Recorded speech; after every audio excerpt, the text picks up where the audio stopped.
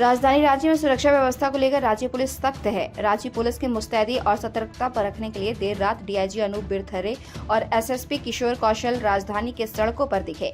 शहर के कई थाना क्षेत्रों में गए और रात में ड्यूटी पर तैनात पुलिस पदाधिकारियों व कर्मियों को निर्देश दिए। बता दें कि राज्य में लॉ एंड ऑर्डर को लेकर बीते शुक्रवार को उच्च स्तरीय बैठक हुई, जिसमें मुख्यमंत्री हेमंत सोरेन के डीजीपी अजय कुमार सिंह पर नाराजगी जताई थी। उन्होंने स्पष्ट कहा था कि खुली छूट देने के बाद भी राज्य में अपराध पर नियंत्रण क्यों नहीं हो पा रहा है। पुलिस अपनी कार्यशैली सुधारे। उन्होंने क्राइम कंट्रोल के लिए 15 दिनों की मोहलत दी है। सीएम के साथ समीक्षा बैठक के बाद डीजीपी रेस हो गए हैं। उनके निर्देश पर सभी जिले में अपराध नियंत्रण को लेकर सभी जिले की पुलिस रेस हो गई है।